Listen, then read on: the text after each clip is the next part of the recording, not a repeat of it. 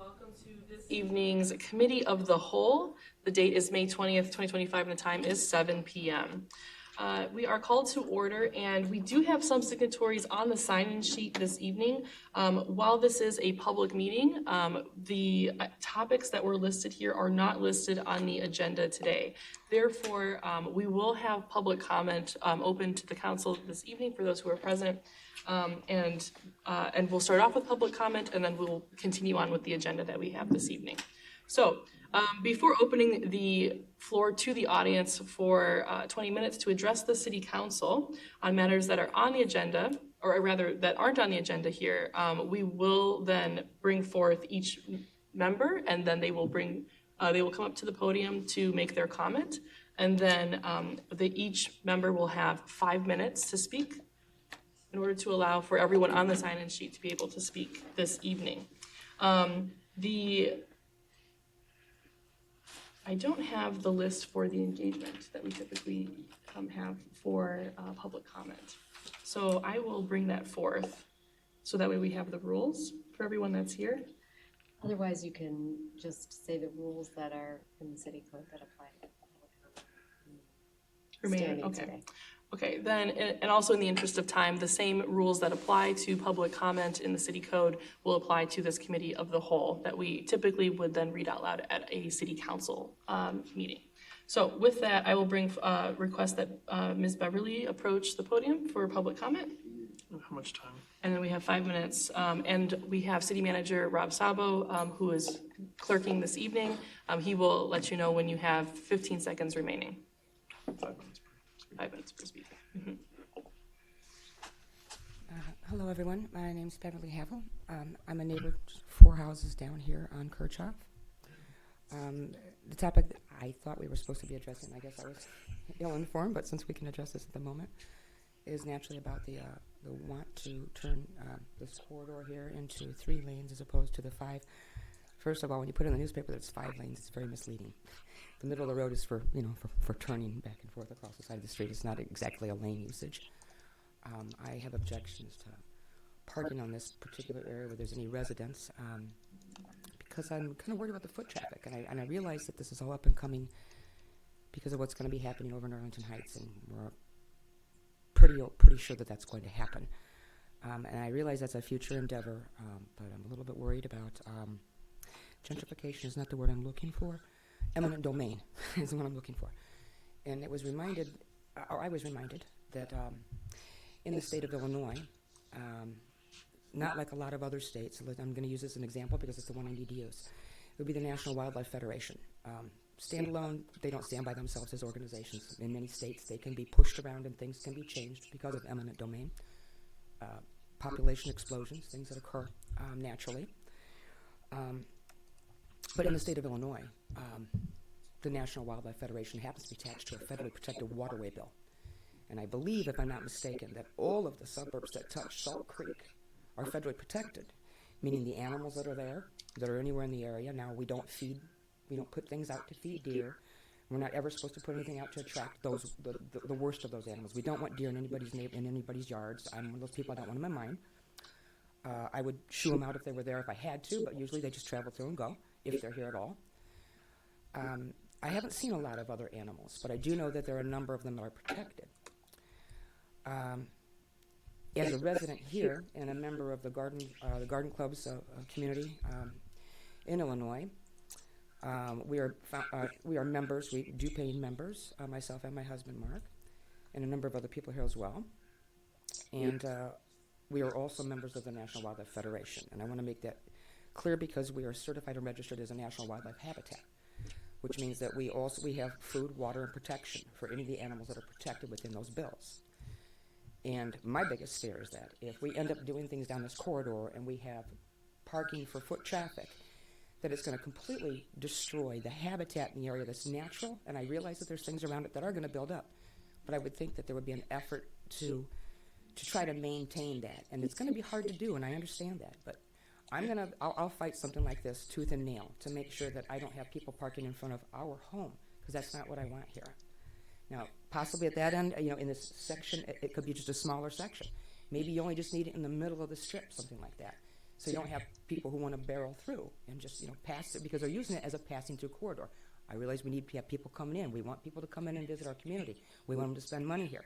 I get all that. It's just hard to swallow right now, just the thought of having people parking right in my home, and it just makes the suburbs feel like we just moved right into the city instead of the city came right out here to us. And like I said, I get the fact that, there's going to be revenue. People's property values are going to go up. So are taxes, there'll be other things to think about, but we'll worry about that later. I just wanted to say my piece about that, and that is really how I feel about that. Thank you. Thank you. Mr. Mark?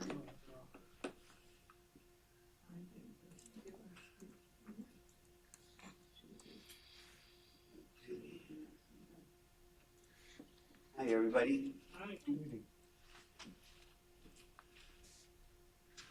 Okay, my name is Mark Havel. I live with Beverly, 3614 Kirchhoff Road. So as we don't even know what we're talking about because you guys haven't finished your study, I presume. But I just want to say that the disadvantages that we see as neighbors and living on Kirchhoff is that a lot of times the traffic that's going to get on the expressway is backed up over to our house, past Rowing, and it backs up. Now, if you change it to one lane going each way, where's the line going to be? Over here at Owl? If you back up 2 lanes, what are you going to do with 1 lane? The other thing is that we worry about snow removal because we don't have. Can I ask a question then? Maybe why would you want to do this to make it narrower? What is the purpose or reason of that? Do we have any answers to that? For public comment, this is just your time. Okay. So council will respond. Okay, I'm sorry. Okay. Well, anyway, we just think we don't see any positives by doing that, from our point of view as people that live on the street. And so that's about all I got to say. But please, it's very serious. I mean, obviously, we're spending a lot of money, whatever we do. But we want to keep improving. And if the Bears come, I don't know what the idea would be with traffic from the games coming down Kirchhoff in a 2-lane road. That used to be 5 lanes, or 3 lane because you have the center lane probably. Okay, thank you very much for listening. Appreciate it. Ms. Teresa? Good evening. Thank you for coming. First time here. Welcome. And I'm not happy about this road deal. Where am I going to put my garbage? Where am I going to put my bags?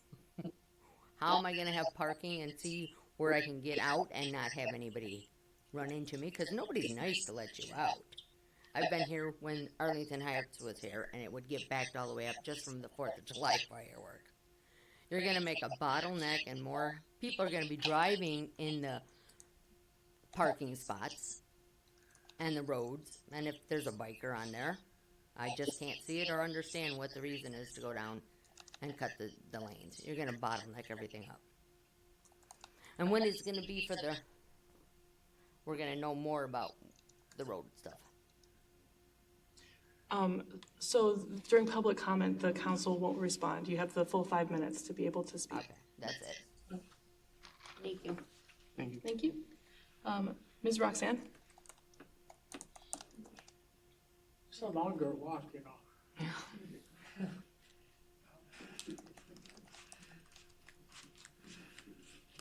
Okay, I was at the last council meeting, and I had a couple things to say, but there was one thing I didn't get to comment on. So I would like to see if it's appropriate or not. You let me know. Lost my calendar. Well, it's about the tax. The state is pulling their tax, and we're going to increase ours, but it's going to level out. Is that correct? And I would like, because that went through council. It was like, boom, boom, and it was gone. And I didn't get a chance, or I was too slow to talk about it. Then the other thing is, I appreciate you coming. Them coming. It's getting more. We're not up to the attendance that I would like to see all the chairs filled. But it's so important, these committee of the whole meetings. This is kind of where it starts. Well, environmental meetings and this and that, but This is where you guys talk about this. You listen to us, you get our feedback, and we can interact. Council is kind of shut down. Only our opinions. I get it. I'm learning how the government is working. I've only been coming here for 3 years, but I thank everybody coming today. God bless you, and thank you so much for what you do for us. Thank you so much. That's it. Thank you. Sorry, I'm so slow. Take your time. Oh, don't say that. You'll be here till October.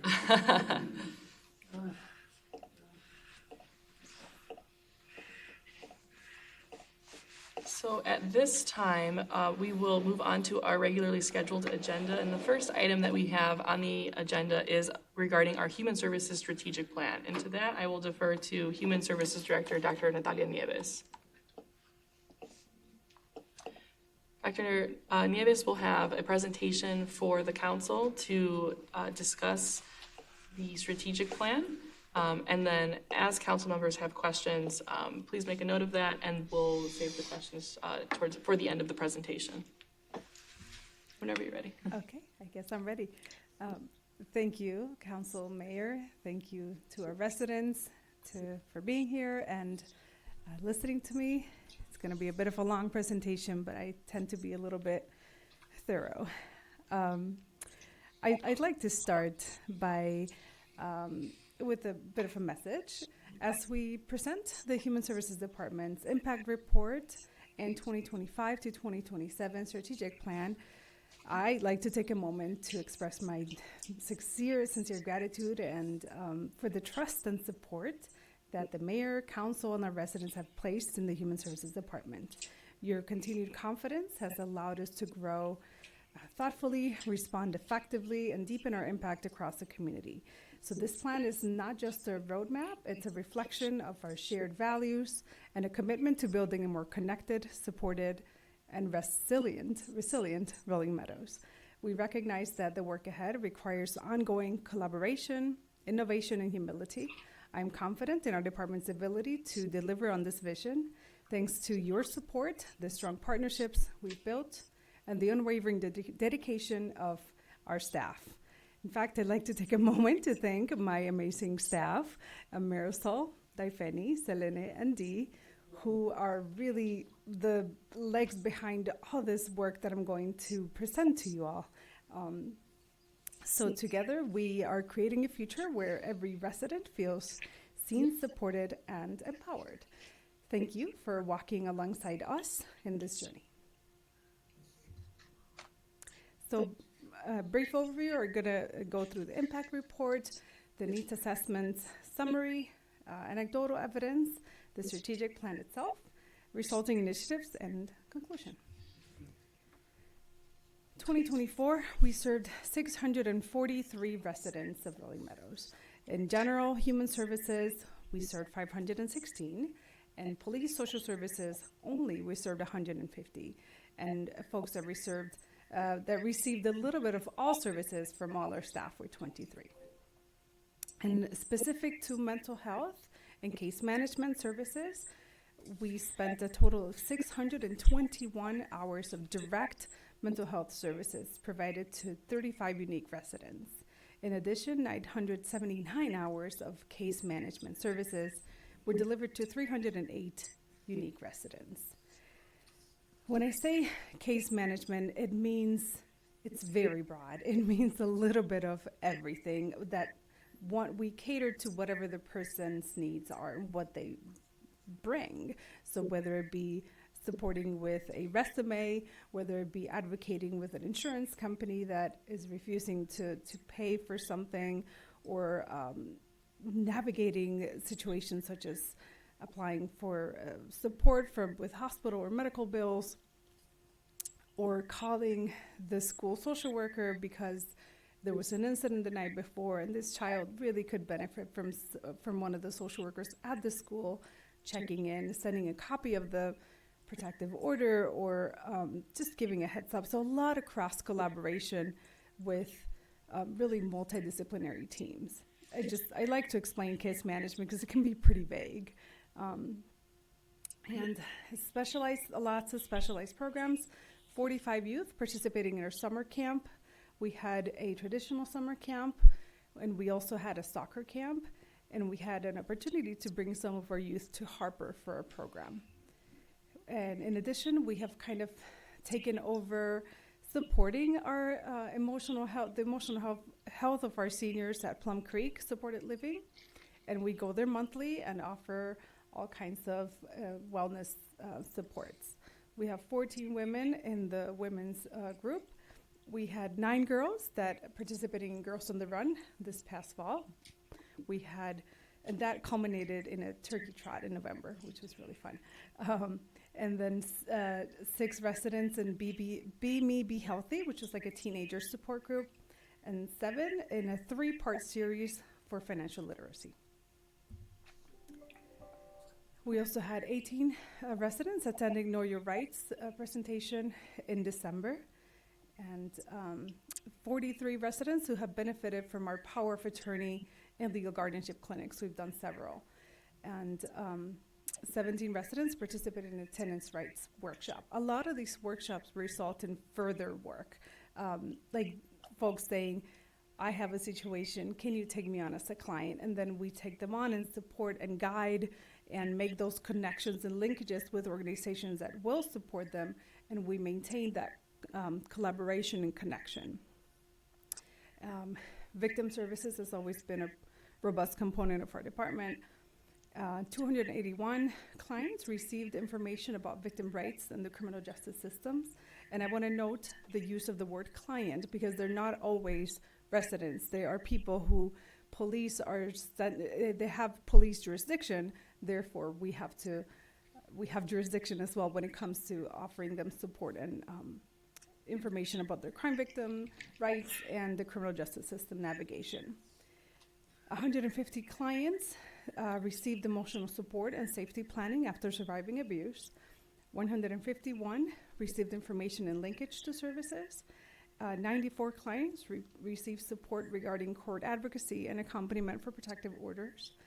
12 received support with securing shelter and safe housing after a crisis, typically associated with domestic violence. And 24 clients received immigration consultations and pro bono legal representation following. And of course, Hope Fund continues to be administered, fundraised by, and managed by our team with the support of our finance department. Wanted to illustrate some of these in a graph. Is that working? Yeah. Okay. So you see a lot of our time is spent on advocacy. We had a back to school bash where we had backpacks and supplies for families that were at food pantry. Alderperson Boucher was there. It was very hot. And we also had, for the second year in a row, we had barbers to offer haircuts for the boys, and that was very popular and much needed. So I want to highlight a couple more that I haven't. Flu shot clinic, we've done it every year as well. 44 people participated, and our psychiatric medication management has resulted in 5 clients. For the mental health specific services, lots of advocacy, lots of case management. 24 clients have received individual counseling consistently, and 11 participate consistently in women's group. We received 400 referrals from the police department in 2024. The gray graph, the gray bar delineates how many individuals were referred to us, and the green bar is for how many times the service was provided. So the 400 that we received were outreached to 400 times. Then furthermore, for continued emotional support and safety planning, these individuals remained as clients, and so the times that the service was provided is 428. And similarly for information and linkage, court advocacy and accompaniment, shelter and housing, and crisis intervention. I do have to say that our reporting system is less than perfect because we just got to implement it at around March of this year, and we're still fine-tuning a couple of things. So I'm looking at this like there's probably some stuff that I'm missing, but we're still learning and growing.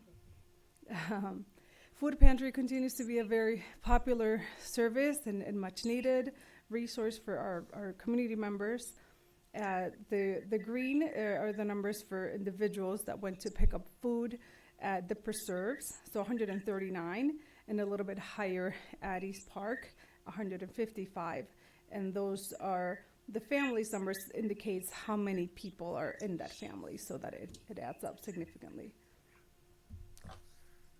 This is 2024 visits by month. We saw a bit of a decline at the end of the year. It was cold and people were having some fears about leaving their homes. The numbers are looking a little bit more like they were back in January 2024 at this point.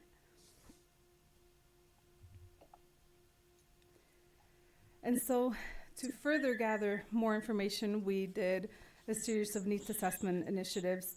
The first was a survey that we collected data from an online version and paper version. We started collecting in November of 2024, and we stopped at March 2025. The survey was promoted, I think, everywhere, the city's website, the Facebook pages, Channel 6, emails. I even did paper mailings and flyers throughout various city locations as well as events. And we got a total of 84 respondents, and 36 English speaking and 48 Spanish speaking. Out of the 84 participants, of the English participants, 20 were residents and 16 stakeholders. And that's the breakdown of the total survey participant. We just kind of added everything up. It was largely residents, 80.5% residents, and about 19.5% stakeholders. So stakeholders are people that attend our Valley Meadows Partners meetings. So they are teachers and principals and nonprofits and medical providers and anybody that works with Rolling Meadows, our townships, for example. And so this is a very large graph, and I have to give kudos to our IT team, Priya, who created this for us. So we asked folks that had either used or heard about our services to rate how they perceived the effectiveness of the services we offer. And so as you see, the mobile food pantry remains very popular, as well as English as a second language supports. Youth summer camp, sorry, it's very small in my, and the neighborhood resource center. Flu shot clinics are pretty high as well, community social work in general, and our mental health initiatives are very popular as well. We also asked residents to rate the services that they believe are most needed in the community, but offered at a limited capacity or not available at all through our department. By and large, primary health services, healthcare really stands out. Extended mental health services, additional educational supports, and this means for youth and for adult learners, employment supports for job training, and child care. We ask folks to identify what challenges, what gets in the way of them facing, what are they facing in order that prevents them from accessing our services. Largely lack of awareness. And some folks indicated lack of transportation to the resource center, lack of transportation to City Hall. Fear and shame about my needs, that was pretty high as well. Costs or financial barriers, language barriers, and other. I like to always do an open-ended question, asking folks, what comments might you have? And so there were very specific requests for programs, more programs for youth to learn new things. We actually have a new partnership with Esteem digital equity providers that I'm excited to launch and continue to work with. Someone asked for help with personal hygiene products. It would be great to invite women of different ages to participate. Folks asked for financial planning clinic or seminar. And people are very much asking, there's a strong need to advertise these services. I've never heard of this department, someone said. And I visited the website and attend public events, visit the library, and participate in the preschool program. So heavy on the request for communication with our residents. Some people indicated that affordability is a barrier in general. Some people are asking for more affordable for seniors to remain in their homes, which aligns with our initiatives of aging in place supports through our senior social worker. We need more low-cost snow plowing services and better snow removal. So people don't have to wait until the snow is very deep before it's cleared. A childcare option for working parents would be helpful. I would like meeting held at East Park because I don't drive. We need to focus on helping all residents, not just those that live on Algonquin Road or the major streets. People have always seen us as a liaison to the police, so people are asking for more police presence. I'll pass that along. And now that summer's coming, I would like to see more weekend security. Lots and lots of gratitude and praise. I almost didn't include this, but I wanted my staff to see it. People have a lot, to say about the programs that we put on and the passion with which we serve. I agree. And some folks gave us a performance. I asked to rate from 1 to 5 stars, and majority gave us 5 stars, so we'll take it.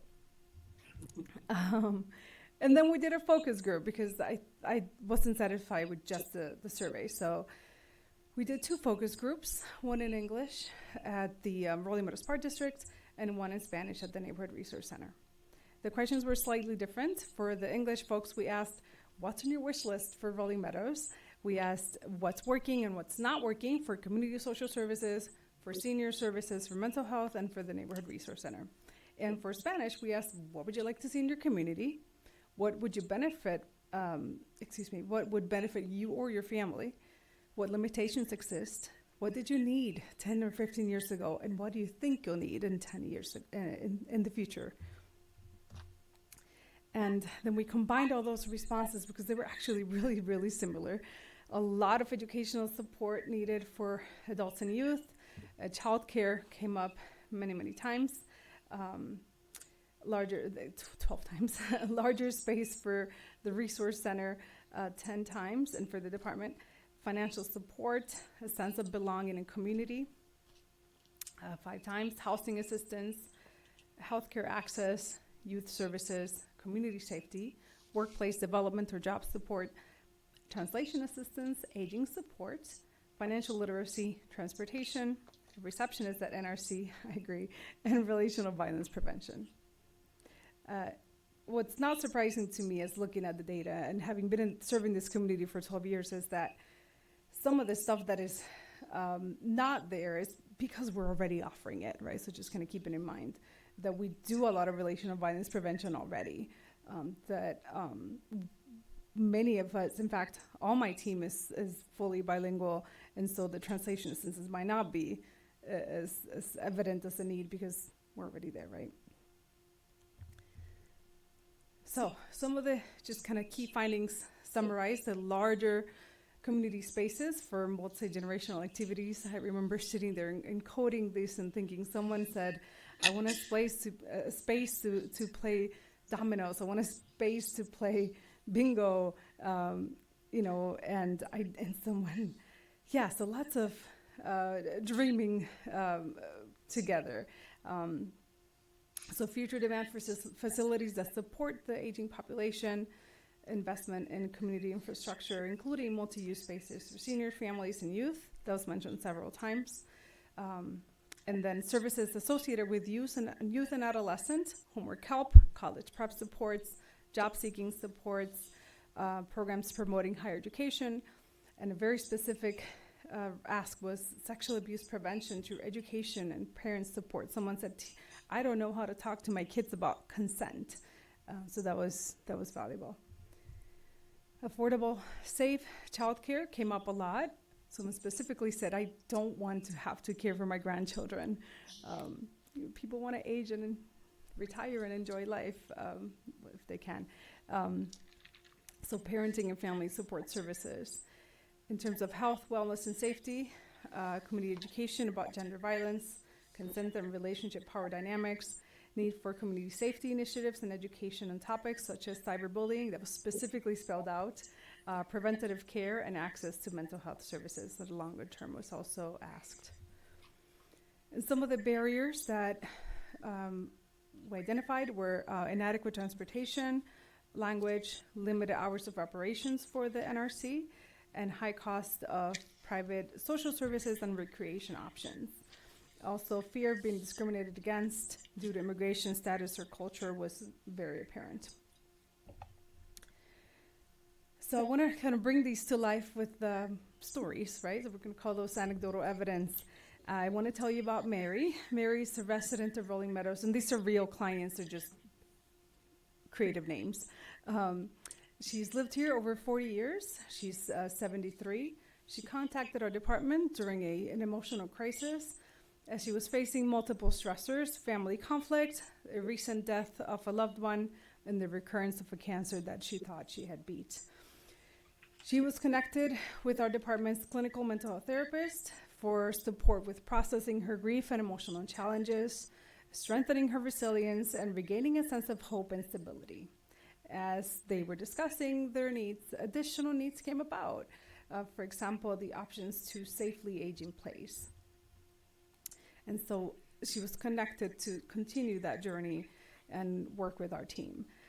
Her story really highlights some unique challenges that many of her residents face.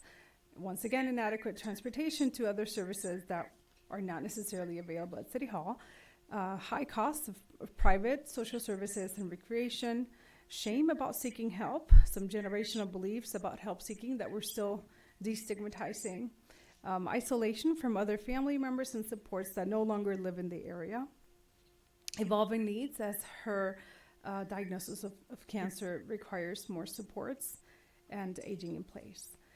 So Mary's story just really illustrates the importance of accessible, compassionate mental health services for seniors. And her journey reflects how our support can help restore dignity, independence, and emotional well-being. So now I'd like to tell you about Olga. Olga is a 51-year-old woman. She was sexually assaulted in her home in January 2025 by an acquaintance in a position of power. She called the Rolling Meadows Police Department, who immediately notified our on-call human services staff. Our staff corresponded to the scene and provided trauma-informed crisis support. Since the local hospital, we learned that day, does not offer forensic medical exams, the survivor had to go to a partner hospital in Chicago. Our police social services outreach specialist accompanied Olga to the hospital and remained present during the forensic exam, offering emotional support and advocacy. The following day, our staff helped Olga obtain and complete the paperwork and present it to the judge to obtain an emergency protective order. She was also immediately connected with our in-house clinical mental health therapist for trauma-informed therapy. Our team is continuing to assist Olga with safety planning, case management, housing resources, resume building, and medical advocacy as she navigates the aftermath of the assault. Olga has continued to work with our police social services outreach specialists who has provided ongoing court advocacy and accompaniment on a bi-weekly basis, weekly at times, and they're actually currently getting ready for a trial next month. Thanks to this coordinated response, this was like textbook how we want things to go, right? How it's ideal for the survivor. She was met with compassion, stability, and consistent support, not left to face this trauma alone. This case really shows the impact of, on-point targeted crisis response, cross-agency coordination, and survivor-centered Care in Action.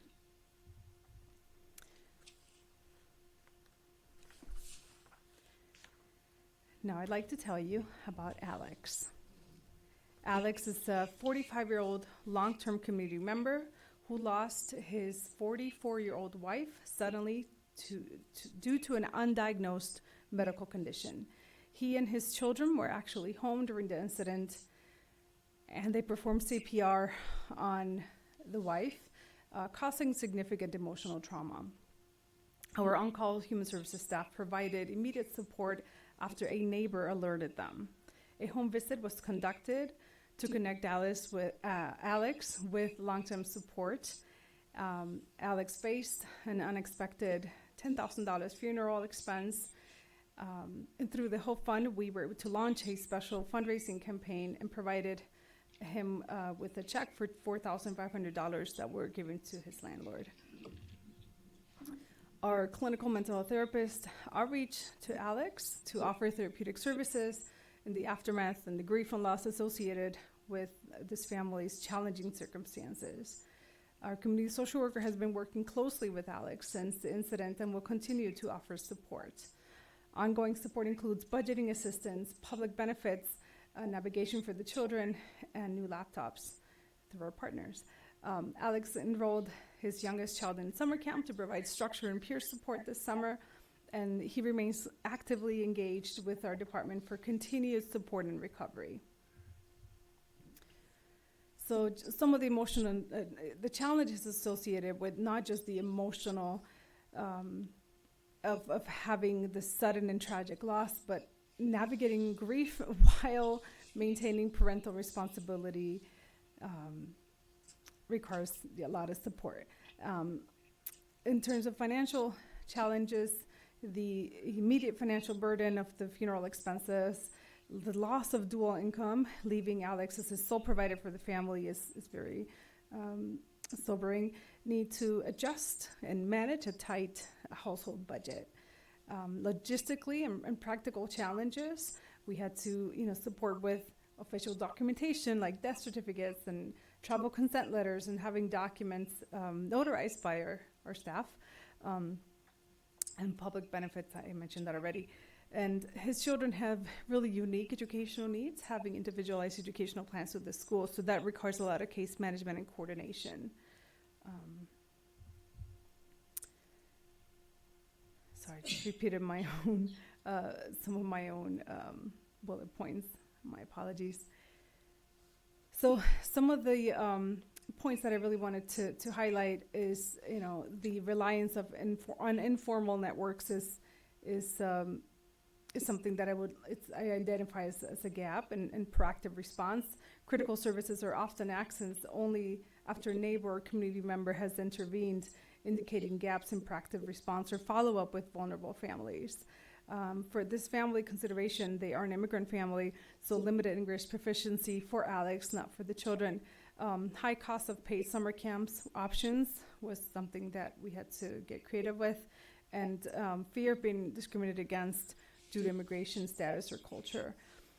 And a possible preventable issue was that Alex's wife did not have access to health care.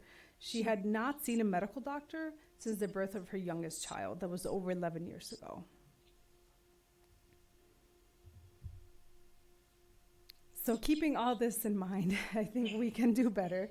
And so here is the strategic plan for 2025 to 2027. I'd like to highlight the mission statement of our department, which is to provide for the well-being, dignity, and high quality of life of all residents of the city of Rolling Meadows by delivering considerate and comprehensive health services, safety and prevention programs, and advocacy, along with fostering strong connections to essential community resources while upholding a standard of excellence in all aspects of care and service. Our vision is a compassionate, resilient, and connected community where every resident, regardless of age, background, or circumstance, has the opportunity to thrive. And so we have a lot of goals. I did stop myself at 6. So the first one, as highlighted by a lot of the the data we collected is to strengthen communication and outreach to facilitate access to services. So really leveraging what already exists within our city and partner channels to promote our programs or events, and launching multilingual communications using plain language and visuals, and establishing a consistent presence at community events and neighborhood gatherings. Sounds like we will have to be at 4th of July again this year. And lots of resources needed for all these: outreach staff, graphic designs, access to the cities and the partners platforms. I think that I won't read the key performance indicators because it's a lot. But we will be more visible. We're being more targeted with our resource usage. I recently reached out to the library and to the park district and said, hey, can you send these out? And we send things out to the school as well. So hopefully that is, how we are able to achieve some of these goals.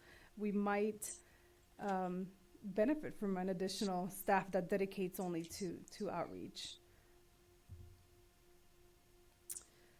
We'd like to continue to strengthen victim support, prevention, and community resilience. I think that formalizing co-responding protocols with police and fire to address some of the legal mandates associated with our work, like domestic violence, sexual assault, mental health. There are some laws that we have to abide by and mandates when it comes to these issues, and I want to make sure that we're doing everything with the proper procedures.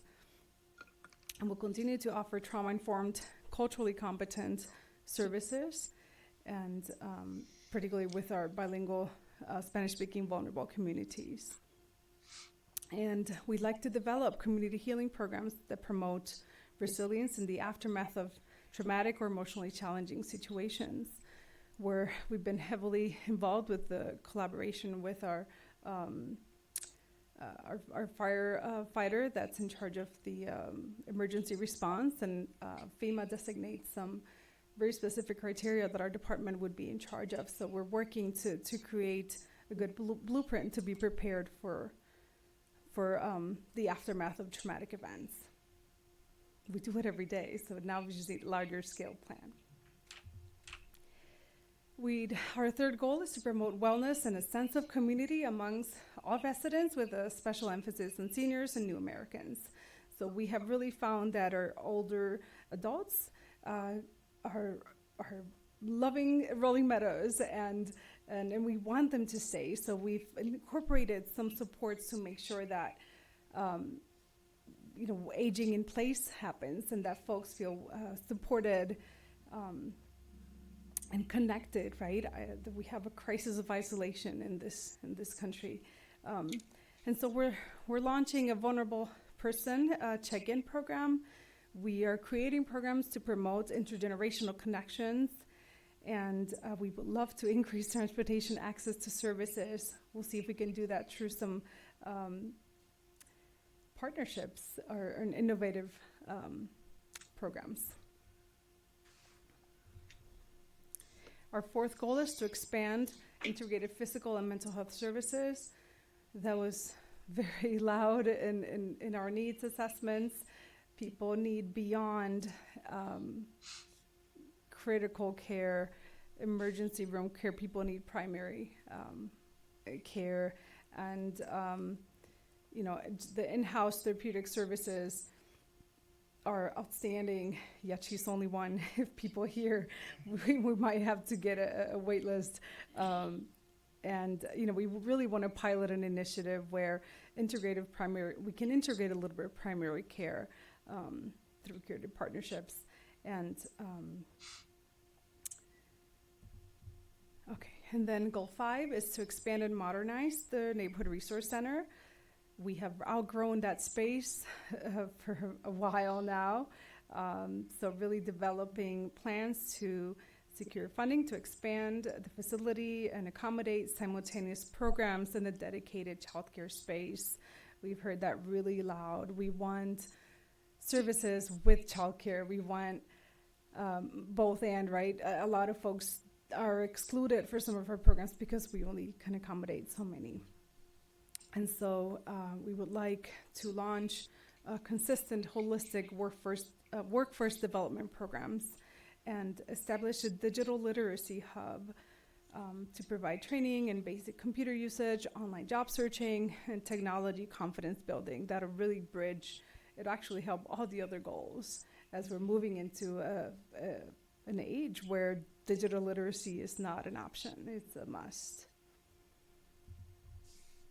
And lastly, we'd like to deepen community stakeholder engagement and increase visibility of services. So continue the quarterly meetings with the Rolling Meadows partners and the women leaders as advisory boards.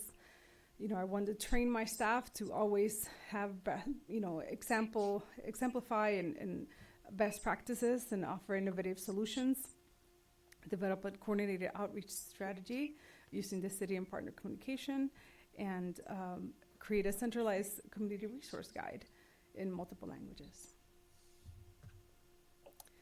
I'd like to share some of the new initiatives that, because we've been getting this feedback, you know, it's hard to wait until the plan is finalized to do some stuff. So we've started some work already. Our social services, our team is kind of everywhere. We have one at the Preserve at Woodfield twice a month. We have one at the library twice a month. We have one at the senior center twice a month. We hired a senior social worker recently who started in March, and she's a pro. She's been in the field for 30 years. And we launched a really exciting partnership when we talk about building the community's wealth, right? We have a partnership with a local credit union, and for our clients that are working actively in case management and, you know, really demonstrating that they're doing some work to make their lives better, they're getting 3% in low-cost vehicle loans and 5% very small personal loans for our clients only. I never thought I would be in the business of well, we don't get anything from it except uplifting our clients, but it's really good to see this. Our clients are getting 29% APRs and just really predatory loans, and to have this opportunity is amazing. And we also have been established a new partnership with the Digital Opportunity nonprofit, and we're incorporating STEAM in our youth programs. So we have the summer camp will have twice a week programs that are going to teach youth really how to do very sophisticated things in the computer, and dabble into engineering, architecture, and at the end they get to keep the laptops. So it's very exciting. We also just did a Seniors and Veterans Resource Fair in partnership with our local legislators, and we established a new partnership for housing support for some of our most vulnerable residents, where this partner is going to pick up their rent for a year. And so here are some of the events for 2025.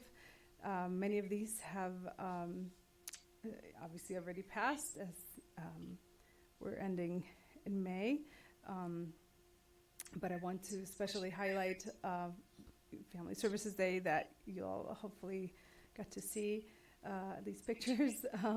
We're starting a mindful aging group on Thursday, and a fall prevention workshop in June, and mental health first aid in Spanish, and we're starting a gardening club with our partners at Trinity Lutheran Church, and a Meadows Youth Running Club. We did Girls on the Run, but that was inclusive only to girls, so we're just including everybody and running with youth. And I won't list these because they're in your packets, but there's a lot of events coming up, and probably more that I haven't thought of. So to conclude, just really wanted to highlight that our commitment is for a more community-centered, responsive, and effective system of care for all residents.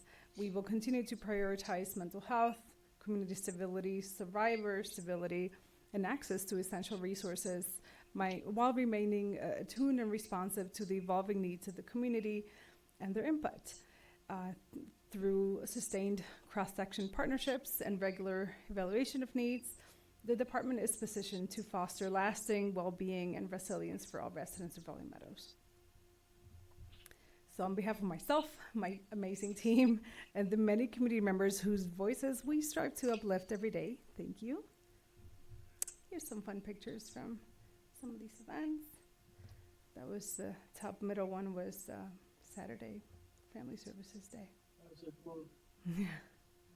We have a Narcan machine in our waiting area.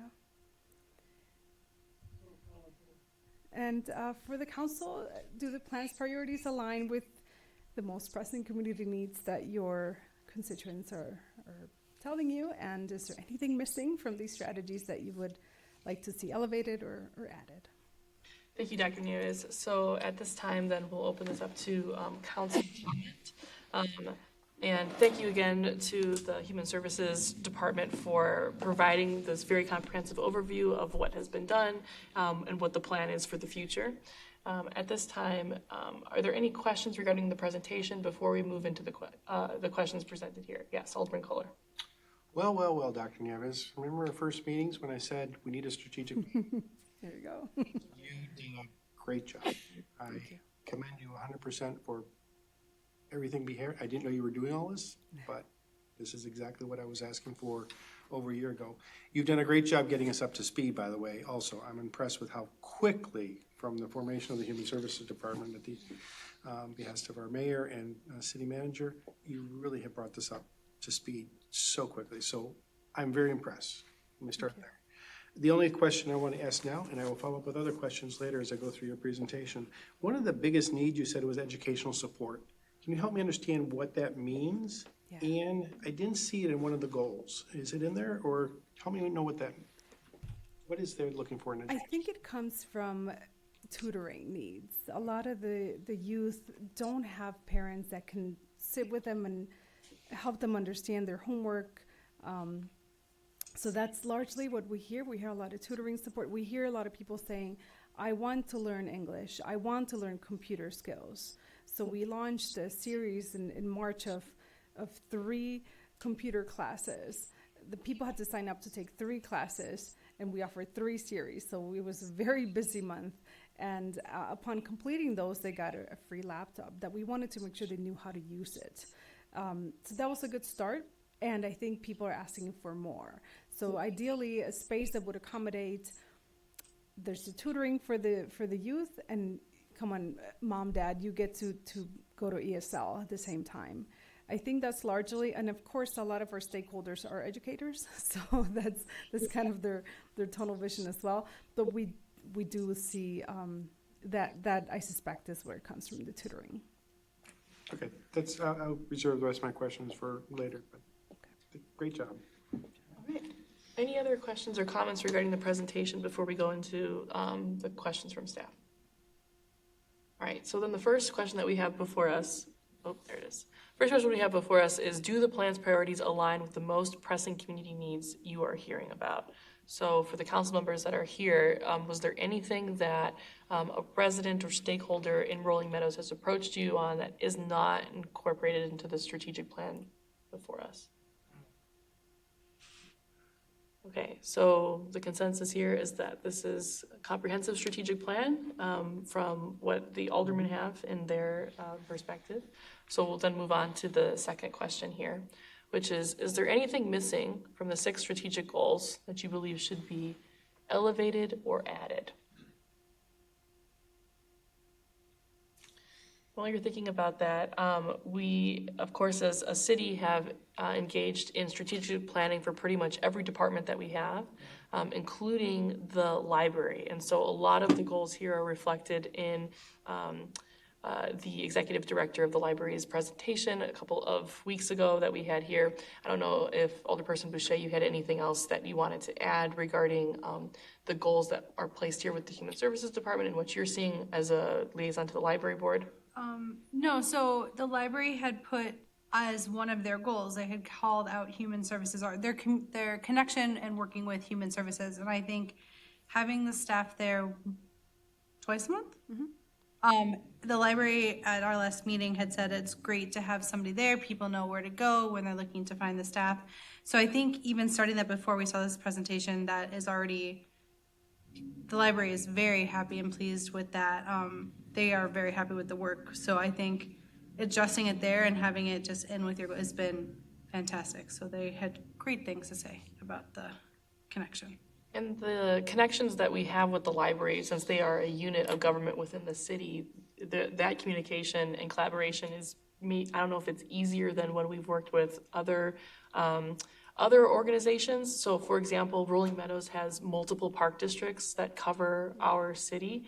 And so has there been any outreach with any other governmental agencies outside of the city? No, we wanted to really keep it here because, trust me, we're demanded of in other communities. We're like, nope, only Rolling Meadows. So we are at the Park District as well. We're there twice a month. It's easier with the library because they give us a space to meet with people separately. At the, I should not call it Senior Center, they renamed it Adult Activity Center, I believe. They don't necessarily have like a dedicated space for us, so our social worker kind of meets with folks and tries to keep it confidential, but the idea is to let people know that we are here, and we can work with them in multiple forms. We use the city's WebEx account, and we do virtual meetings with folks. We'll do home visits as needed, with the schools, we have ROIs where they send releases, and we send them releases of information. There's a lot of sharing in cross collaboration. We work with other nonprofits and organizations quite a bit, but other park districts beyond Rolling Meadows, no. I'm using park districts here as just kind of an example. This council has also approved funding for the mobile food pantries because the townships were unable to meet the demand. And so I don't doubt that our Human Services Department is doing everything that they can. In fact, based off of that conversation we've had at the council level, perhaps more, in fact, than we should. And so any opportunity that we have to be able to not just leverage our partners, but hold them accountable, I think that the council would support you on that. And so if that needs to be something that we want to discuss more strategically, and make sure that is emphasized within the strategic plan, so that way the Human Services Department isn't taking more than its fair share of providing support. Because it's very clear that the whole department is going above and beyond. Yeah, a big piece with that we grapple with on a daily basis is what do we do with a particular case? So we really evaluate the person's capacity, internal resources, and we really just try to make some decisions there. If this is something that they can get to the township for, go for it. And here's your township associated with your address, 1 out of 4. And if not, if they, based on their capacity, needs, et cetera, we really don't want to say, oh, sorry, that's not us. Quite the opposite. Like, here's what we can do for you, and here's what your township or your other entity is supposed to do for you. And then we'll do the advocacy piece, right? We'll have releases of information to have to exchange information and say, here's who I'm sending you. What's the update? And then we check in with the client. How have they taken care of you the way they're supposed to? And see, a lot of our work is just educating people as to what they're entitled to. Excellent. Okay. Yes, Alderman Boucher, and then Alderman Kohler. If anybody, the quarterly partners meetings, I try to make them if I don't have, they're during the day. So I would recommend anyone from council going and kind of watching the interaction between our human services team and our partners of Rolling Meadows team to see the collaboration behind the scenes of what it takes to do what they do. It is really, really a fascinating thing. So I can let you guys know when the next one is. But I think if you're really interested in what goes in behind the scenes of the Human Services Department, those meetings are great. And also, I've been at a lot of the events that you've already talked about for the year, the legal clinics and the partner meetings in this, and I think your team does a fantastic job making sure that people know if you can't help them, somebody else can help them. So every time I leave one of your events, I'm always so impressed with how you represent us as a city and how you represent the Human Services Department in general. So if anybody has questions, I'm at a lot of things, or if you want to go to one of these other meetings, I can get it on your schedule, and I could not go to one. Just let me know. Thank you, Alderman Boucher. Thank you. I do share that with everybody as well. Alderman Kohler. A couple points in my notes here that maybe you can answer tonight. I'm a bit concerned that our local hospital doesn't provide forensic analysis services. Is that a service that comes up often, that we're requiring them to go to Chicago to get that? It's, I certainly have asked. So for a sexual assault, the proper exam should be done by, the forensic exam should be done by a sane nurse. Our local hospital, we learned in early last year with this case, is that they don't have staff that are going to do those. They used to. They don't have it for adults, and they don't have it for pediatrics, which is an extra specialty. And so what they do is they put survivors in an ambulance, and they send them to a hospital partner in Chicago. I've advocated at the levels that I can, but I've been told that they are checking the box that the Attorney General requires by putting them in that ambulance to the Chicago hospital. Obviously, that's not best practice. It's not as trauma-informed as I would like it to be. So we've worked with our police department to, when we can make that decision, to a fire department to go with another local hospital, perhaps Hoffman Estates, that does have those services, those type of nurses, sane nurses. Mm-hmm. Maybe that's something the city council, mayor, city staff can help advocate for with our state or whatever. I just am bothered by that. It seems like we're adding trauma on top of trauma to the victim.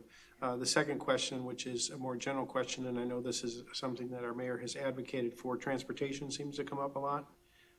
And I didn't see that as part of the plan, and I'm not saying that you have to provide the transportation, but I think maybe we could work with you in figuring out how to keep advocating. You've got some data here that can be useful to us in that advocacy, because you've actually collected data and done some surveys and stuff, and that could be helpful for us to continue that advocacy on that. So I think that's should be in part of the plan, is how to work with, so they can get access to the resources. Yeah, I agree. We joke that one of our staff members over there wants to drive a van. It's kind of a joke, but not really sometimes, right? Like we could, if we have to get creative just for our residents, if we'll have to get creative. I did include it in goal 3, like increase access to services, perhaps through partnerships. Oh, thank you. But listen, it's a big document. I could have added more, but I paused myself. But I can. I'll take council's guidance. Mm-hmm. Thank you. Thanks. That's all there. All right. And the council then has a copy of the strategic plan, and there's also a copy of the strategic plan that's available on the agenda packet for the public. For those who are interested in, and again, any input that they might have, they can of course contact the city directly or their alderperson. So I believe we have then responded to first and second. Are there any other questions for the council this evening? No, thank you. Thank you very much, Dr. Nieves. At this time, we will discuss the local road fund. And to that, I will defer to both Finance Director Molly Talkington and Public Works Director Aaron Groskopf to provide an overview of this item.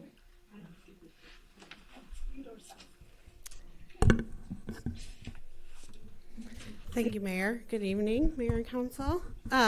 Tonight, Director Groskopf and I are going to tag team this presentation because it's local roads, so it's not just the finance, it's the projects that are involved.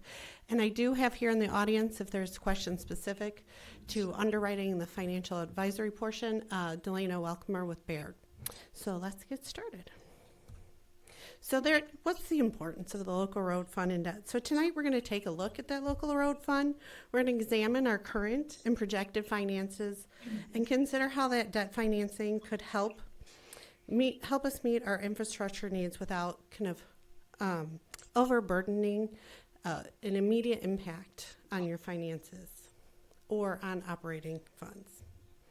So our financial forecast, remember we look at this every year, so we're going back to the one you saw probably about August last year, September.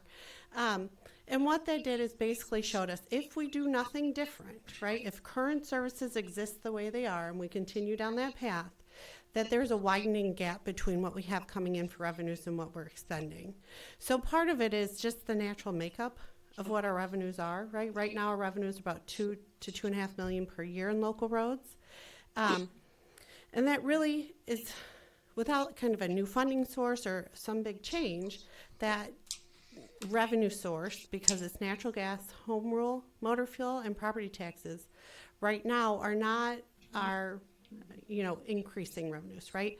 Local motor fuel tax is similar to motor fuel tax, which we have a whole separate fund. It's kind of declining at the moment.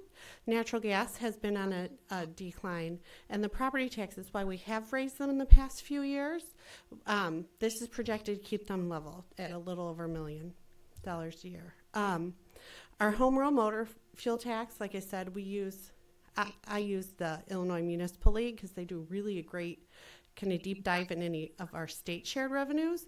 So the trends that they point out with motor fuel tax are very common to what we see in our local motor fuel tax, right? It's the same people filling up at the gas stations. And I have that trending in that forecast downward by 1%. So we're going from $214,000 a year to about $206,000 a year as is. Our county levy, like I said, remains flat at $200,000 a year, and our city levy is at the $1.6 million. The natural gas, similar to local motor fuel, is trending at a 1% decrease. This was instituted in place of the vehicle stickers a long time ago, so that was the replacement tax you guys had instituted for local roads. Now, I do have some potential growth, right? The forecast is as is, so what's not built into the forecast? A new gas station that'll bring in more local motor fuel tax into this fund, and all the economic development that the community development department and city manager has been doing. So that will help increase the tax base.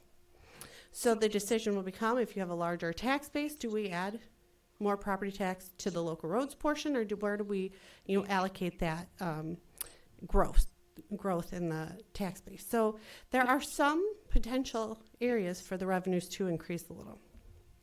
But here's kind of that picture again of what the forecast looks like, right?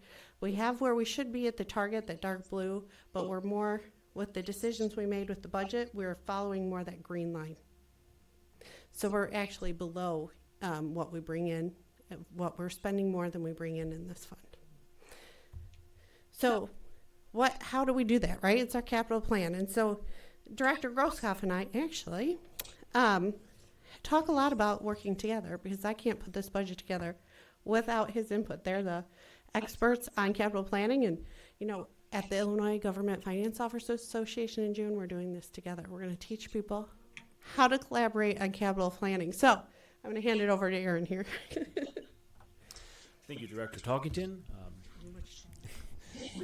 One day they will advance technology enough to where a mic will automatically adjust to the height of the presenter.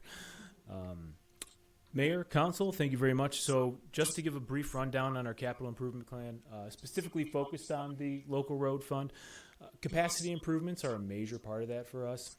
A good example of this is the Algonquin-New Wilkie intersection improvement. What we're doing there is we're expanding the intersection, we're creating more room, more capacity for vehicles to get through there.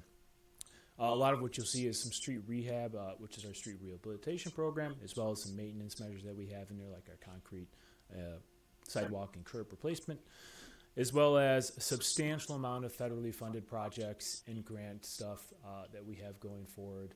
A lot of these grants can cover up to 80% of our construction costs on these projects. For example, Algonquin-New Wilkie, that's an 80-20 split with us. We pay only 20% of the construction costs.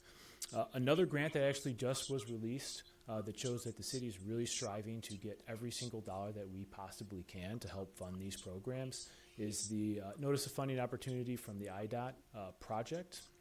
And that's what it was called, IDOT projects, IDOT local projects, $400 million, no match requirement at all, and you can submit for any project that you want. So they have an emphasis on project readiness, so we're putting a substantial amount of applications into that for our local road fund. To touch a little bit on our annual programs, this is specifically focused on the 25 through 29 capital plan. So in the future for 26 to 30, you may see some adjustment of numbers. We have $2.5 million budgeted in 2025 to do our street rehabilitation program. That number going forward actually drops down to $2 million for the 26 through 30 program. PCI goal, obviously, our goal for this is to go from 63 to 70. We want to be the best in the entire region as far as our roads are concerned. Budget for our street rehabilitation program is split between two funds, a little bit of three actually. But the majority of it comes out of motor fuel tax as well as the local road fund, with a small portion coming out of utilities. That's where we pull some of our money for stormwater improvements. Maintenance program, we have sidewalk and curb. That's $1.015 million over the course of a 5-year period. We're not doing that in all one single year, but that number does, again, change a little bit for 26 through 30. IDOT bridge inspections, that number actually is going down in the future, so we're going to see a decrease in that from 150 to 100. And in-house patching program, that's the patching program that we brought from being split, both contractor and in-house, to fully in-house in order to get more patching done for less money and cost to the city and its residents, as well as ADA improvements that we incorporate into our road programs. You will see, again, in 26 through 30 capital plan, I do want to make a note that we are bringing over, or planning to bring over, some of our operating expenses, which should be in the capital budget. For example, our pavement rejuvenation efforts through the PRA, the Reclamite, crack filling, as well as pavement striping. All of those things we're planning to move over to capital budget from operating. They're all over $25,000. They meet the criteria. Historically, they've been in operating, so we're planning to move those over. Net zero change to the fund. Director Talkington wants me to make sure that that is a net zero change to the total overall. These are just a rundown of our federal projects. These numbers reflect what we see in the city budget.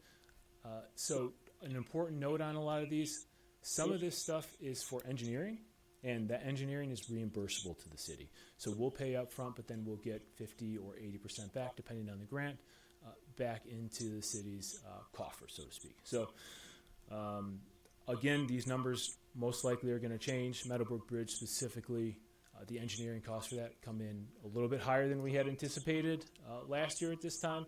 So we're going to adjust for that going into the next capital plan. But like I said, those are reimbursable, I think at a 50% rate, or actually I apologize, 80% rate through the local bridge fund, and all phases are eligible.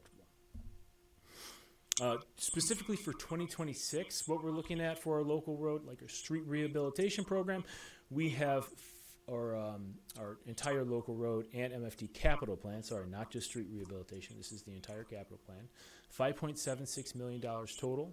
If we remove the MFT expenditures, you're looking at around $3.96 million total.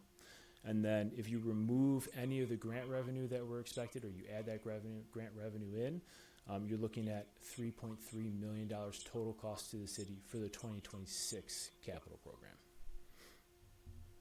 And then now I get to toss it back over to Director Talkington.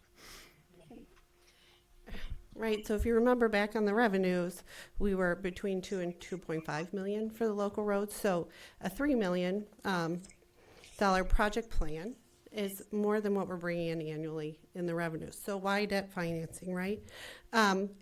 It's really a key point here. This is a way to kind of avoid costs in deferred maintenance, right? We don't want to defer and then pay a higher cost down the road.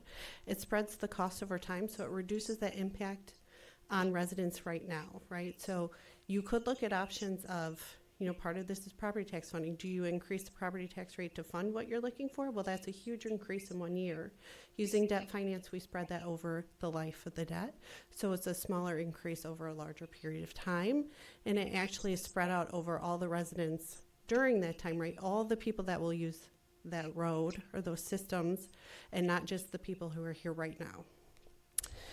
It supports Director Groshoff's PCI improvement goals, and it addresses those project needs without straining any impact on the general fund, right? So local roads fund, we put into the general fund balance policy that, any one-time funding, we will move over to this fund to try to assist it. There may be years where we don't have one-time funding from general fund that we could move over.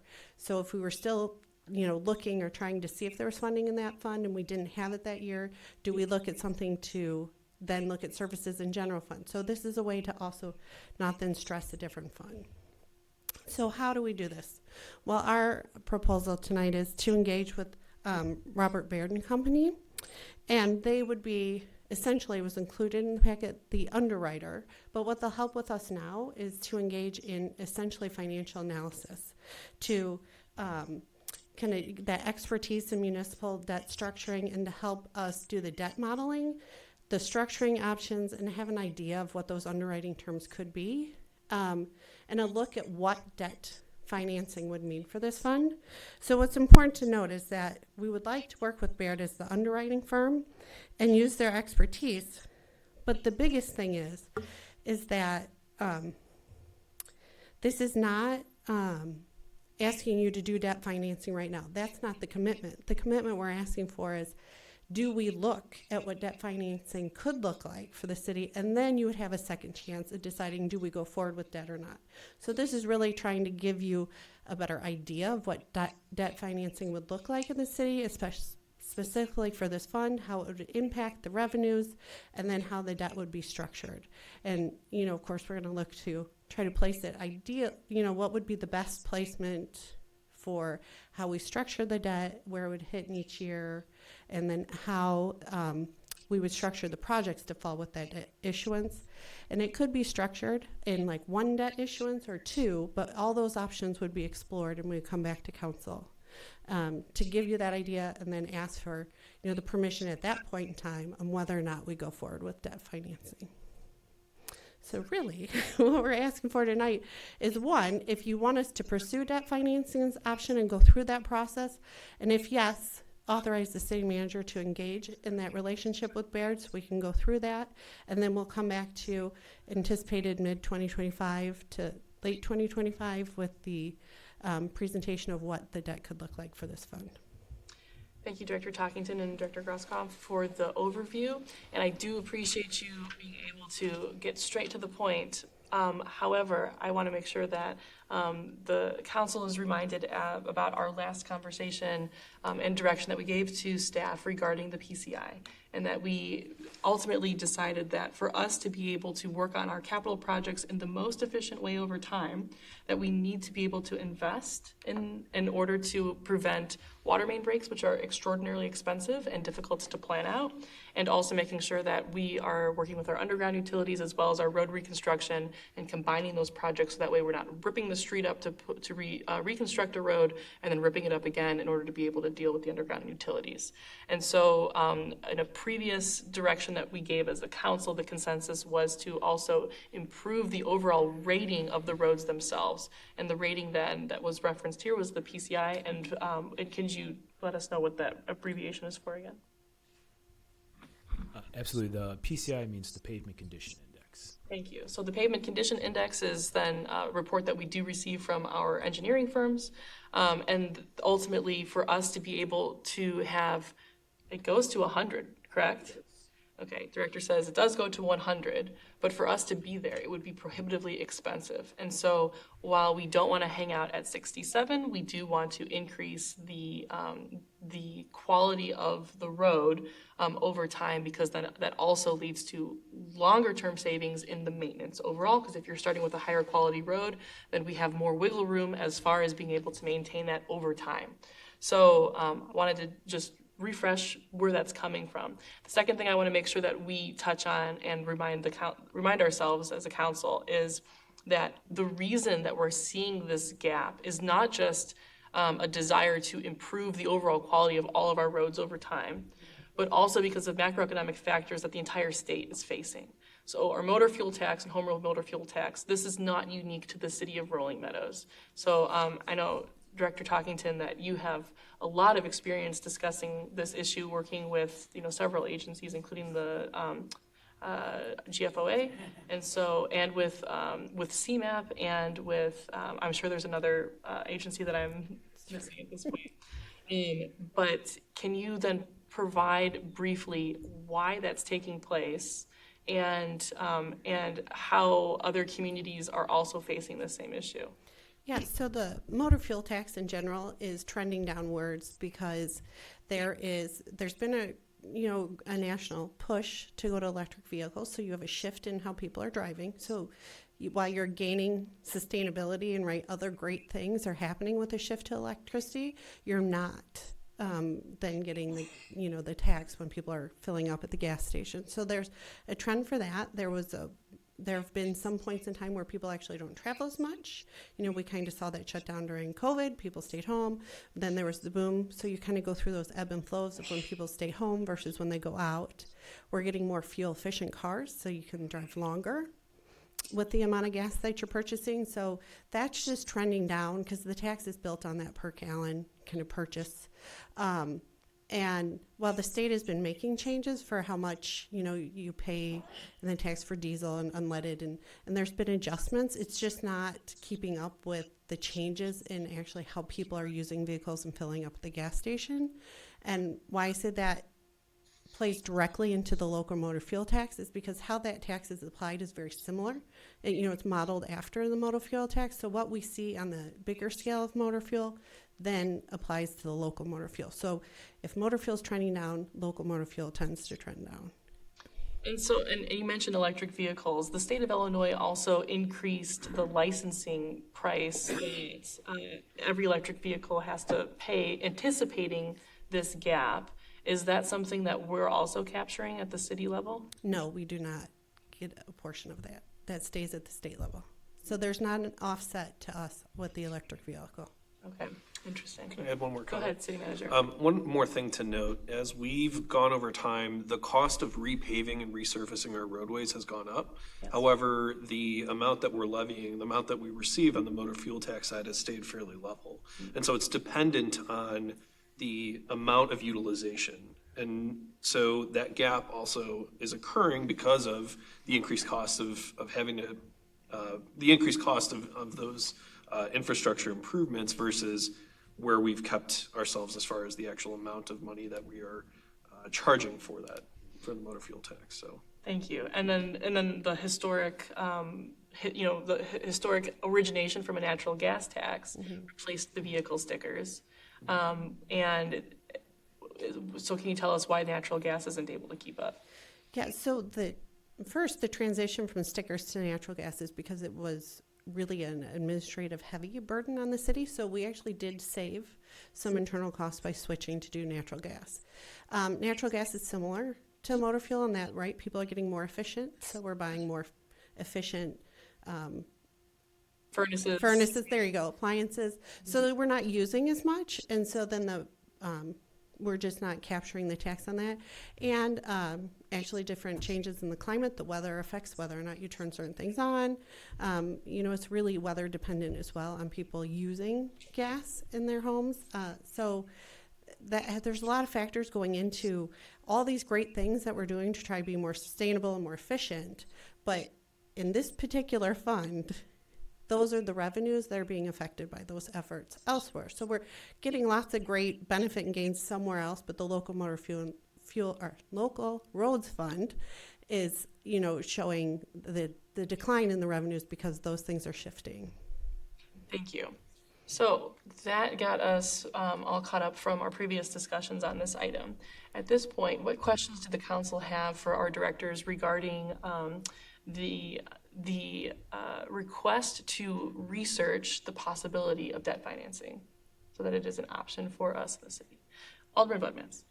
I would just state that whatever we do, if we're going to consider financing, it should be done in maybe multiple steps so that we don't create a huge bubble where we finish or resurface, repave a whole bunch of roads all at once and then create a situation where 25, 30 years from now, a council to be named later will have to deal with the same thing where a whole bunch of roads come due all at the same time. So to avoid that, and we can space out the financing a little bit and space out the work that is associated with that financing as well, so that yes, the goal is to go from 63 to 70, but I would hate to do it in 1 year and then have that same bubble face the Public Works Department in 25 or 30 years, whenever that road all comes due at the same time in theory. Thank you, Alderman Budmats. I will have Director Grosskopf speak to that. Additionally, the bubble that I think the last council saw was in relation to the use of our Pozzolanic roads and the unfortunate and unforeseen road reconstruction that followed that. Can you provide some information more about what we anticipate as far as our planning and avoiding exactly what Alderman Budmats is discussing? Absolutely, and it is a fair concern. The way we would address this is, according to our current 5-year road program, if it's funded at a $2.5 million level, the reconstruction aspect of that program is slated to drop off significantly in 2029. So that would bring us to a wholly resurfacing program. So there you're at a much more cost-effective road maintenance program, as well as our PRA efforts, our crack filling efforts, every single proactive maintenance item that we do. Those are meant to extend the road's life out. That gives us a little bit more flexibility in the future years when we're actually going through and creating our resurfacing plan. I'm not saying that we'll never have to reconstruct a road again, but the idea and goal behind this is to space everything out equally, make sure that we have a good plan in place for preventative and proactive maintenance, and make sure that we can plan out 20 years from now, 25 years from now, which roads we're going to do so we don't hit that bubble. Do we have any more Pozzolanic roads, or has that all been taken care of? Unfortunately, we do still have a few more. Soon. But after another, I believe, year or two of Pozzolanic, we have a few full, just standard reconstruction, and then we'll be clear. Fabulous. Actually, Mayor, can I add that I said it briefly, but I don't know if it was caught. I think ideally when we're looking at what we're going to issue for debt, not just one debt issuance is really the first thing we're going to look at. So we'll probably space it out because in reality, those are all great projects, but trying to do one debt issuance, get all the projects done at one time would be, I think, an undue burden on our staff. So trying to balance out when we do those projects would probably lean more towards maybe doing one or two debt issuances, and that would also help with. Then you're not going to get that piling on when you're down the road. Thank you for the clarification. I think that helps our understanding as well. Yes, Alderman Kohler. When they do this, I'm in favor of having Baird work on this to get us a strategy. But remind me, we've retired some debt recently due to, I think, the fire stations that were built. So do we have debt that's still out there? So the fire station's debt's still in place. So we did retire debt.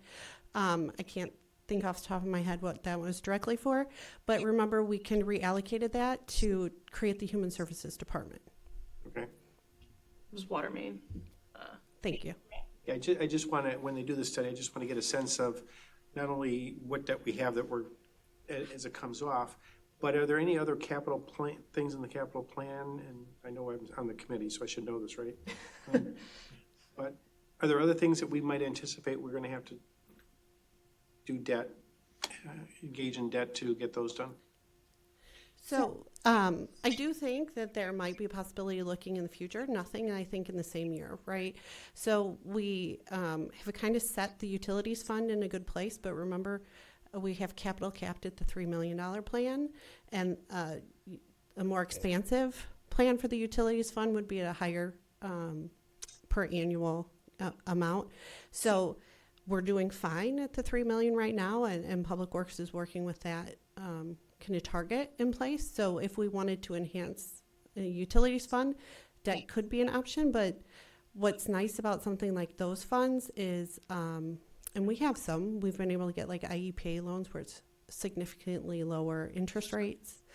So there's different funding options. It's not necessarily strictly debt funding. So when we would come back to you, which I don't believe we're coming back to you in 26 with anything on utilities, right? So this is more in the longer term picture, but that's one of those funds I think we would watch in the future over the 5 years, but not in the immediate. If I could add one quick note, the monthly financial reports that the city includes in the agenda packets also includes a document that shows the current debt structure and the retirement dates at which those current debt that we still are paying debt service on will come off the books. So one last question. This is, so as the chair of the environmental committee, I'm glad our fuel tax is going down. Revenues are going down because that's good for the environment, right? But shouldn't it be transitioning to a higher electric? Do we have a tax on electricity? We do, yes. Just, are we seeing a transition to a higher electricity consumption? So the electricity is actually in the general fund, so it's in a different fund, the electricity utility tax that we have. Okay, well, putting that aside, yeah. where it sits, is it increasing? Right. I'm asking that is because if we're going to electric vehicles, you would think that some of that money should come back into this fund, right? So I'm going to let the finance director explain a little bit more because it is important about where the monies are coming from. And so if you can provide those guardrails for us. Yeah, so the electric tax is in the general fund. I believe we're actually kind of flat when I was looking at the revenue last. I can't get back to you because I didn't double check that before this meeting. But we have seen some changes. So that was one of those revenues where we were trying to right size what the budget was versus what we were actually seeing. So I think we're going to get to a point where we start seeing an increase in that one as well. See, the important thing in here is if the fuel tax was targeted for road funds, right? Because fuel tends to go towards roads. Then if not everybody, but if a significant portion is going to electric vehicles, wouldn't you think some of that electric tax should go back into the road fund? So that could be an option, right? So we're looking, if you want to look at the big picture of all the city revenues, it's just that right now, how we've planned the general fund and looking at that forecast, that's built into that plan. So if you want to move something from the general fund, well, then we need to look at the services there or other revenue options in that manner, right? So there'll be some adjustment one way or the other. I think it's a bigger discussion for our city manager to get in with the municipal conferences and how they're moving money from electric vehicles into that. I'll let city manager respond to that. I just also want to state that, as the director of our finance said, that it's flat right now. Mm-hmm. And so in addition to seeing the efficiencies in appliances for natural gas, there's efficiencies also in the use of electricity, including for electric vehicles. And so, city manager, if you wanted to provide additional info on that. Yeah, the other thing that we wouldn't be able to get, I don't believe, from ComEd is the breakdown of the electricity generation. So they wouldn't be able to, they typically don't provide that information at a granular level because a lot of it is proprietary. So we really wouldn't know outside of, we can pull information from the Secretary of State's office on how many electric vehicles are registered within the community.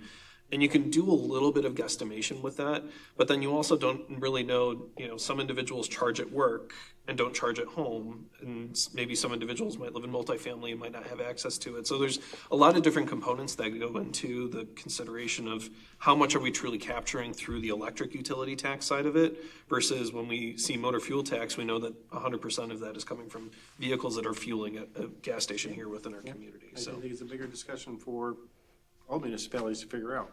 Well, we have the whole year to discuss budget, and so for focusing the discussion here on, the question is, should we allow our city staff to be able to engage in this process? So, any other questions or comments for staff on this? Otherwise, we'll start asking for direction. Go ahead, Alderman This Boucher. might be a silly question. Is there a cost to doing this, or is this like a service we were already paying for and we're just adding on? Yeah, so actually, just this initial part, the doing the options and the analysis for us, that is of no charge. So what will happen is if we choose to go down the path of debt and they're an underwriter, then there will be a charge. So at that point in time, when we give you all the debt, the information, all that will be spelled out on what would go with them. So until that point where we decide to pursue debt, this is free of charge. Okay. All right, seeing no other questions or comments, then doing a straw poll for all those in favor of authorizing the city manager to engage BART to develop financing strategies for the local road fund. Unanimous. Okay, so you have your direction. And then we look forward to the presentation of the full financing strategy in mid-2025. Thank you. All right, moving on to our third item of the evening. We have a review of requests for proposals or RFPs for the sale and development of the municipally owned sites at 3500 Wellington Court and 3111 and 3113 Meadow Drive. To that, I will defer to Assistant City Manager / Community Development Director Glenn Cole. He will be able to present an overview of the draft RFP for us, and if there's any other questions then for, or any other questions that staff has for direction, then we will address those at that time. Thank you, Madam Mayor. In short, no formal presentation tonight. These documents are shared in a draft form, and I hope you've had a chance to review them. As I believe the council is aware, there's been a desire, certainly in the case of Old Fire Station 15 in recent memory, but also on this Wellington Court property directly kitty corner here from City Hall, for the city to take these developable and usable properties and convert them into more productive use. There's been a desire, and we have recommended and agree that it would make the most sense to do this after the city has implemented many of the steps necessary recommended in the Kirchhoff Road Corridor Study. So we try to make a vision for the corridor. We have some recommended regulatory changes that the City Council is considering just here next week for adoption. We've been moving other parts and pieces around as well, including survey, environmental, title commitments, trying to make these properties as marketable as possible. And a common strategy used by cities is to offer them rather than use like a broker or just to list them, but to use a competitive request for proposals option that allows the City Council, among other things, to consider not just the price, which may be appropriate for some parcels of property, but also the proposed use, the unique challenges of the sites, how these things fit into your vision and plan, and so on. A lot of information about this shared with the council, I believe, back in May of 2023 after a previous purchaser pulled out of the old fire hall. So with all that said, these are draft documents. This is the first time in quite a while the city has embarked on something quite like this, so these really are new creations. The last time around that I saw in the files, maybe 12, 13 years ago, was again, this Wellington Court property, potentially trying to use it for senior housing, and so we've tried to pull together a lot of best practices. To be honest, there's still a bit of ways we have to go in reviewing some of the business terms and the details in there. So you might see a slightly different final document ready to go, but we hope that all the pieces will be in place before, as you get into your summer schedule with the City Council, before your next council meeting. So we thought this was a good time to share it. The items we're looking for staff feedback, and we can open it, and if I need to, Madam Mayor, maybe best to let the council lead, and we can direct that conversation a bit if we need to. But the items highlighted in blue in the packet are those where we're really seeking your consideration. Really, practically speaking, the bulk of that is just the development goals the city has for those two properties. I'll note Alderman O'Brien mentioned, I think a previous council discussion point, which was if the fire station property should be positioned for reuse or should be positioned for demolition, or if the city should be agnostic in offering that property. There's also other details like that where if there was a concern or a desire to elaborate by a member of the council, this would be a good time for us to review those and be able to work through those. Thank you, Assistant City Manager / Community Development Director Glenn Cole. I think that before we begin, we have two aldermen who are absent this evening, but they had requested first that from Alderman McHale is in support as written for all of the items that are highlighted in blue. So Alderman McHale was on the steering committee that discussed potentially an RFP process, as well as Alderman Reyes. And so she is very much in support of the RFP as it's stated. And then Alderman Veneziano is not here this evening, however, in the past is very adamant that residential only not be considered for the RFP, and it looks like what we have here is that that's actual stipulation within the RFP that residential only proposals won't be considered by the city. So I wanted to just put that out there for the council's consideration. Alderman O'Brien, glad that you could make it. And so with that, I will ask staff, I'll actually open this, not staff, I will open this up for the council first, and then we can perhaps get more specific. Were there any items within the RFP documents that you wanted to ask questions on or provide or have clarification provided? Yes, Alderman O'Brien. Thank you, Mayor. Apologies to yourself and my peers and City Manager Sabo. Air travel was not ideal weather conditions today, so. Glad you could make it. As Assistant City Manager Glenn Cole noted, I'm in full support of this based on Third Ward resident. They said full speed ahead for Kirchhoff Road 1 through 3 pillars. 4 we know is a separate situation. What I connected with City Manager Sabo and Glenn Cole on, for the old fire station, item F, item E, it says proposals to raise the existing fire station will not be considered. And I know we had talked in the past, that might be something that might be best done, is that I would like some type of placard or something there, and for the historical perspective of it being one of the first fire stations here. So I had some questions on that wording just to see what my peers thought. But I also do believe we're covered under, there is the section at the bottom of page 4 that says adaptive reuse and historic preservation, where we will consider reuse of it if it can keep the main structure. So I didn't know, I'd like to think any developer that's very interested in this would read it in full and see the historical reuse perspective. I was just wondering about that one sentence in item E where it said proposals to completely raise the existing fire station will not be considered. If we might lose any potential developers, because I don't know that that's something off the table, as long as it could be commemorated somehow as one of the first fire stations. Thank you for bringing that up. Assistant City Manager. Certainly, that's really something for the council to decide. You can be agnostic on the topic. You can let people submit the proposals that they will. I will say one of the advantages to trying to limit it to just adaptive reuse is, if there's a desire to protect that property going forward, this is your last chance to really be able to put a covenant or something on there to try and keep future landowners from tearing it down. So if this was to be transacted to someone without that restriction in place, the risk keeps getting there that even though the structure will get more significant over time, you wouldn't really be able to keep it. That's again something you can work through with a proposer, but just you can be agnostic. You can require reuse proposals first, and then go back out for an attempt to get all proposals. If that was unsuccessful, you can go the opposite direction. Certainly these buildings have a lot of deferred maintenance, a lot of different choices there. So it just really depends on the weight and the significance the council assigns to that building. Thank you for that background. City Manager, did you have No. So then we had this comment come up then from Alderman O'Brien. So you had that question to ask, would this impact the potential for certain proposals to come before us? The answer is yes, there's a restriction, so it could, or rather not yes, but it could.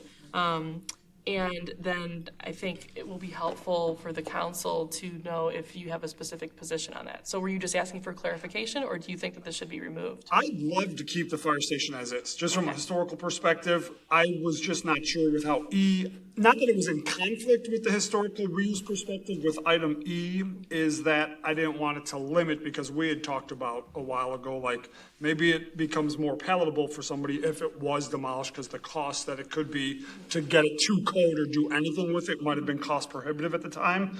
So I was just, my peers' thoughts on that. I'm comfortable leaving the wording as is, because if a potential developer doesn't read the full thing in due diligence, that would be a concern of mine anyways. So I think we're covered. It just caught my eye between E and the potential reuse and historical perspective. Okay, so leaning forward, keeping this because you believe that there's value there with the historic building. Is there any other input from council members on this? Yes, Alderman Kohler. So just two things. One is, I don't think we should keep that restriction in there. I think we should say there would be a strong preference towards it.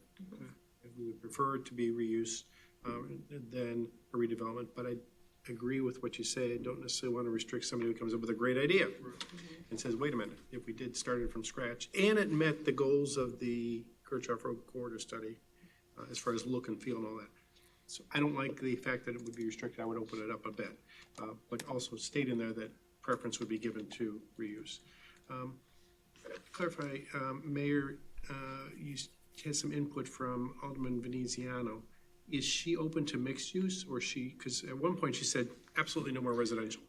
And so I just wanted to make sure that, because Alderman Veneziano isn't here, to just echo what she has stated in public session. And to note that request from her and Ward 4 residents that have communicated with her are already incorporated in the RFP. So for pure residential, that won't be included. Okay.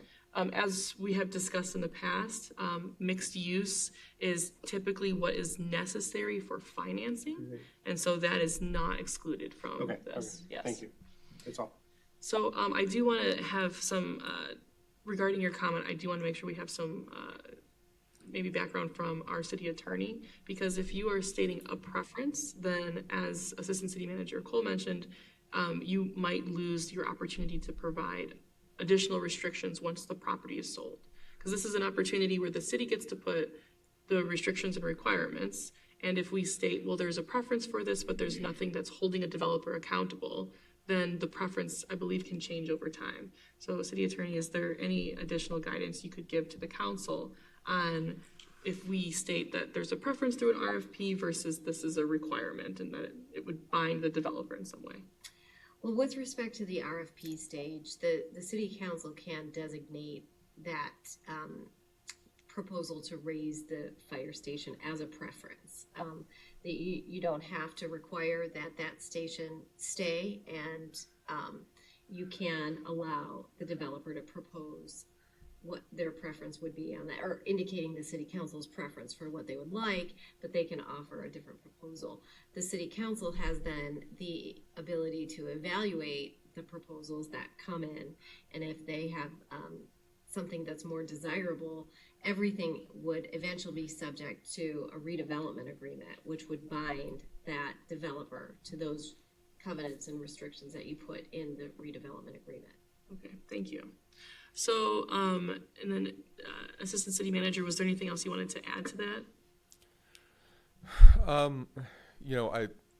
I just a prior answer a bit. I mean, if you were to advertise either option, you could just put that you can negotiate that covenant with a proposer only if they were looking to maintain the property. I would just emphasize that one of the strategic things that the council will hear about is just the right mix of conditions of transferring that property in whatever form. As far as Alderman Kohler's comments, I would note at least that a lot of different goals in the Kirchhoff Road Corridor study. On this property, it only says reuse, but I don't think it's necessarily incompatible to say that raising it and building something else that's consistent with the other parts of the plan. I don't think it's meant to restrict or prohibit that. So then, as a follow-up to clarify, Alderman, sorry, I got Alderman Veneziano's name tag. Oh, I'm sorry. It's just like, I said the wrong time. I was late on saying the wrong time. So, Alderman O'Brien, then based off of that suggestion, would you be in favor of stating preference? Absolutely. And then we'd be able to negotiate a development agreement after, basically allowing for the full scope of interest. Yep. That our preference would be that it's reuse, but yes, I'm comfortable with that. Okay. Any other comments? I'm seeing that heads are nodding yes. Yes, Alderman Budmets. These look very much alike, and I would suggest that the staff considers issuing them maybe 5 to 10 days apart and not simultaneously, so that bidders are not necessarily thinking that they're required to bid on both or to act on both, and that they're two separate individual things. If somebody wants to develop both properties, that would be awesome. If they're the successful bidder for both things, but I just don't want them to get lumped together per se, and I want them to be looked at as individual properties so that they get the full consideration of a wide variety of developers. Assistant City Manager, is that something then that we could pursue? Yeah, distinguishing them more, staggering the releases. I think both of those strategies can make sense. Any opposition to that request? Okay. Yes. They would overlap some, right? I guess like Alderman Budmetz's point, I think it does make sense to separate them, but it's not like we're gonna have one due, and I'm making this up, July 1st, and I want to do August. There'd be some overlap, so if there was a developer interested in both, they would have 5 days to at least see both are available. Yeah, I mean, I think practically speaking, we'll probably just you'll get 2 emails from me instead of 1 if you're a developer in the greater Chicagoland area. So. Fantastic. Okay, are there any other comments regarding the draft RFPs that we have before us?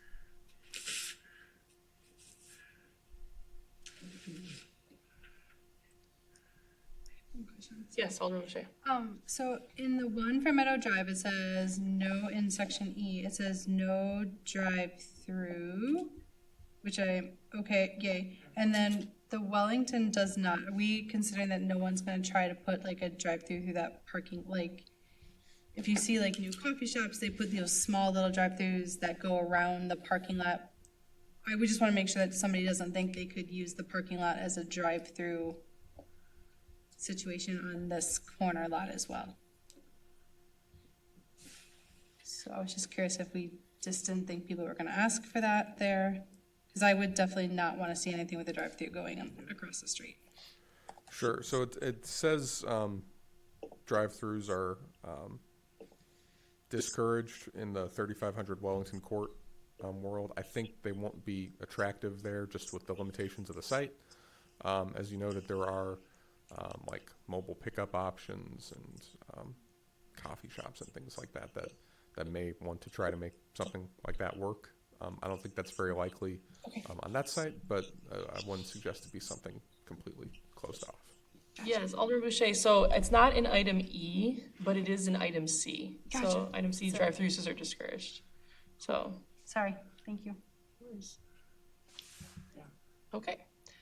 In that case, then, looking for direction from the council in favor of pursuing the RFP as written, with the change for item E for our fire station properties to state that there's a preference for maintaining the original structure, but that raising the structure would not be automatically excluded from the RFP process.